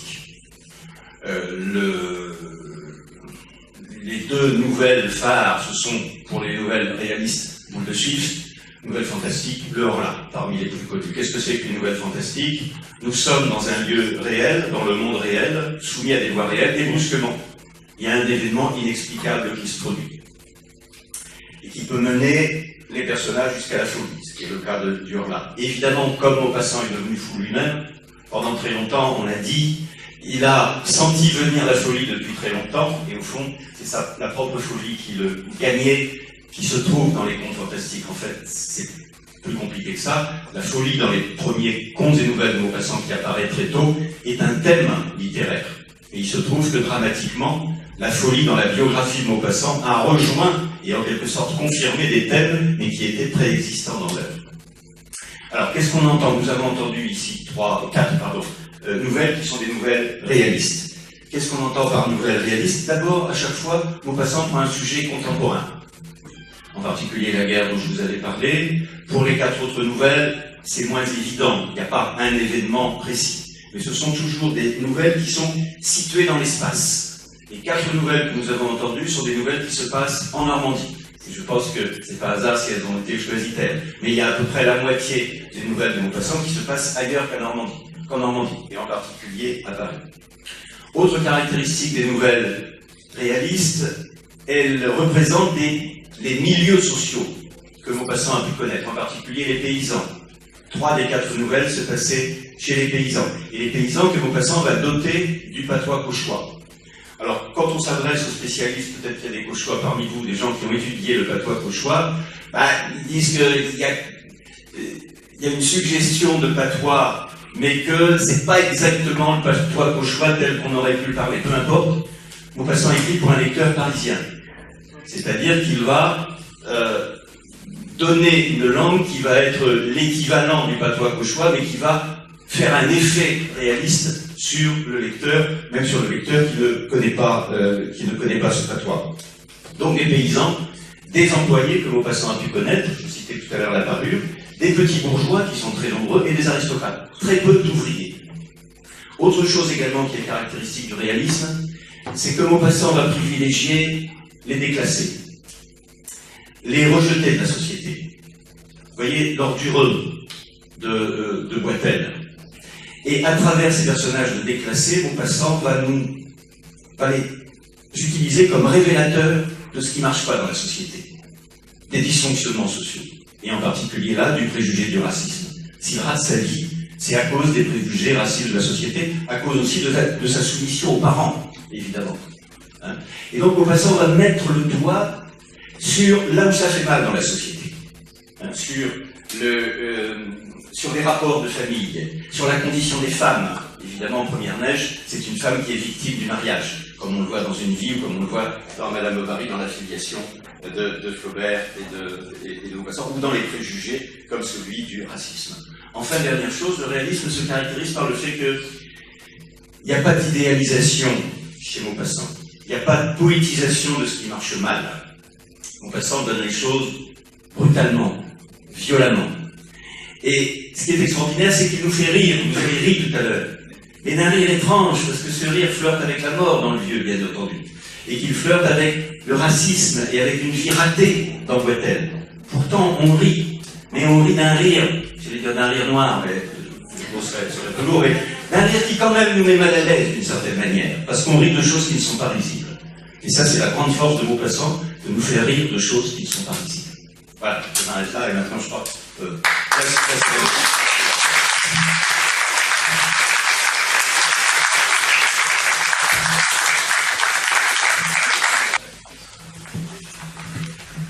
Nous voici à la fin de notre aparté des amis, de notre après-midi parenthèse avec Maupassant. Donc, Muriel et moi, Sandrine Lepelletier, nous tenons à remercier l'ensemble des personnes ayant participé à cette manifestation, les donneurs de voix, les bénévoles, l'association Les Amis de Flaubert et de Maupassant, monsieur... les musiciens, le groupe Quartet Balsamique, monsieur, je cherche son nom, Yvan Leclerc, voilà, merci Muriel. Et voilà, merci de votre présence, c'est important pour nous. Nous sommes une minorité une minorité en situation de handicap, nous avons besoin de nous exprimer, dans le respect du droit culturel. Nous avons besoin de vivre des choses passionnantes en rapport avec l'art, la culture. Voilà.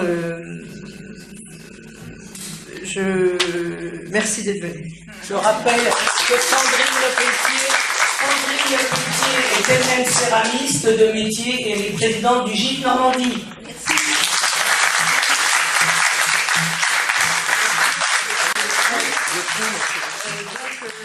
Bon, ce n'était pas le radeau de la Méduse, ce bateau qu'on se le dit, au fond des ports, oui au fond des ports. Il naviguait en perpénal sur la grand-mare des canards et s'appelait les copains d'abord, les copains d'abord. Ces fluctuates avec mergiture, c'était pas de la littérature, n'en déplaise aux jeteurs de sorts, aux jeteurs de sorts. Son capitaine et ses matelots n'étaient pas des enfants de salauds, des copains du Franco de port, des copains d'abord. C'était pas des amis de luxe, des petits castors et pollux, des gens de Sodome et Gomorre, Sodome et Gomorre. C'était pas des amis choisis par Montaigne et la poésie. Sur le ventre ils se tapaient fort, les copains d'abord. C'était pas des anges non plus, l'évangile ils l'avaient pas lu, mais ils s'aimaient toute voile dehors, toute voile dehors. Jean-Pierre Paul et compagnie, c'était leur seule litanie, leur credo, leur confiteor, leurs copains d'abord.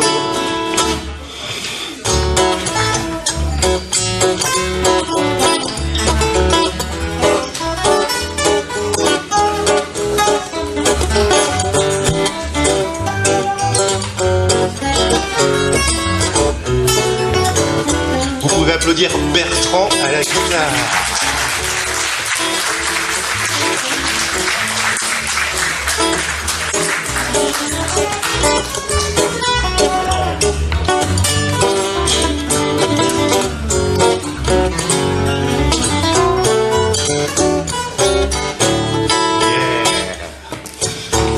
Et le doux son qui ronfle en arrière-plan, c'est la contrebasse de Dominique.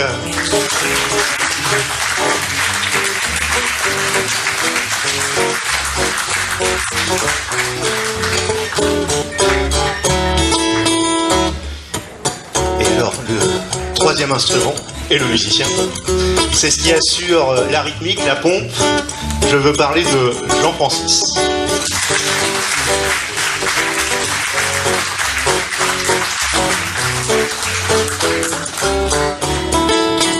Au moindre coup de Trafalgar, c'est l'amitié qui prenait le quart, c'est elle qui leur montrait le nord, leur montrait le nord. Et quand ils étaient en détresse, que leur bras lançait des SOS, on aurait dit des sémaphores, les copains d'abord. Au rendez-vous des bons copains, il n'y avait pas souvent de lapin quand l'un d'entre eux manquait à bord, c'est qu'il était mort. Mais jamais au grand jamais, son trou dans l'eau ne se refermait.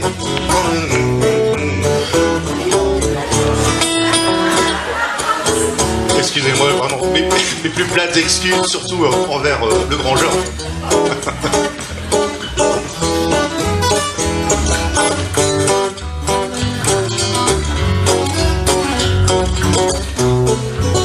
Et comme il faut conclure, des bateaux j'en ai pris beaucoup, mais le seul qui ait tenu le coup, qui n'est jamais tiré de bord, il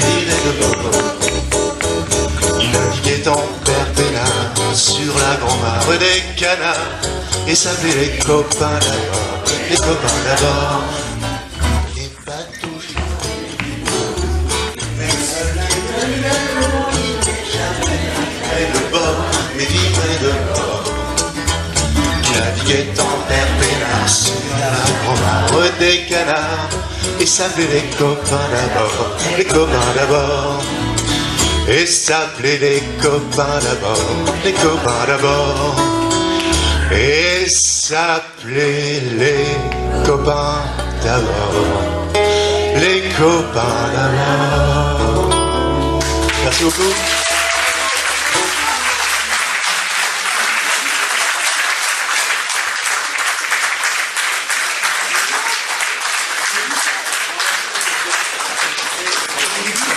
Jean-Baptiste au chant.